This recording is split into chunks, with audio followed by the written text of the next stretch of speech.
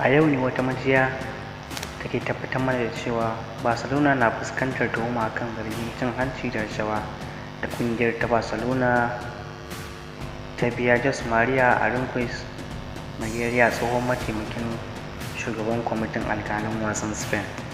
Domin samun cikakken labaran namu, ku biyo mu kai tsaye. Kafin nan muna so ku danna mana subscribe, sannan ku danna alamar ƙararrawa domin samun shirye-shiryenmu da zarar mun ɗora.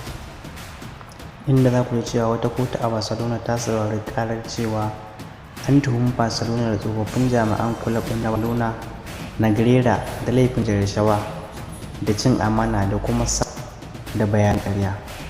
Wannan ƙararrakin da ofishin mai shigar da ƙara na Barcelona ya gabatar sun shafi ƙungiyar ne da kuma tsofaffin shugabanninta, wato Josep Maria Boto da Sandro Rosell, inda FC Barcelona ta kulla wata yarjejeniyar magana ta sirri tare da Jose Maria Aranguiz Negreira ta yadda a matsayinsa na mataimakin shugaban kwamitin sulhu da nufin aiwatar da ayyukan da za su taimaka wa Barcelona a cikin hukuncin da alƙalan wasa za su yanke, in ji ofishin mai gabatar da kara. Inda za ku ji cewa shugaban zartarwar hukumar shirye-shiryen La Liga Javier Tebas ya ce shugaban Barcelona na yanzu, wato Joan Laporta, ya kamata ya yi murabus idan ya kasa bayyana kudaden da ake zarginsu da sun biya a matsayin cin hanci. Sai Laporta ya mayar da martani akan cewa ba zai ba wa Tebas abin da yake so ba ta hanyar yin murabus, kuma tuhumar ta zo ne kwanaki uku bayan Laporta ya dage cewa ƙungiyarsa ba ta taɓa ba wa alƙalan wasa cin hanci ba.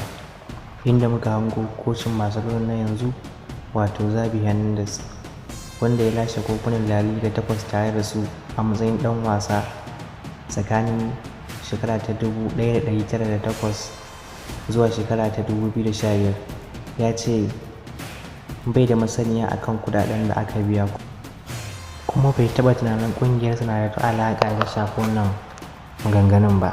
Saboda haka Xavi Hernandez ya ce shi bai taba tunanin kungiyarsa na da alaƙa da ba da cin hanci da rashawa ba. Saboda haka ku kasance tare da mu, sannan ku yi mana subscribe, sannan ku danna mana like domin ci gaba da sauraron shirye-shiryenmu.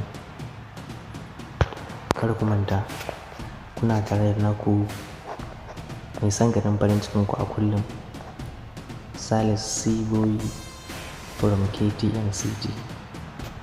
Ku huta lafiya, sai wani lokaci.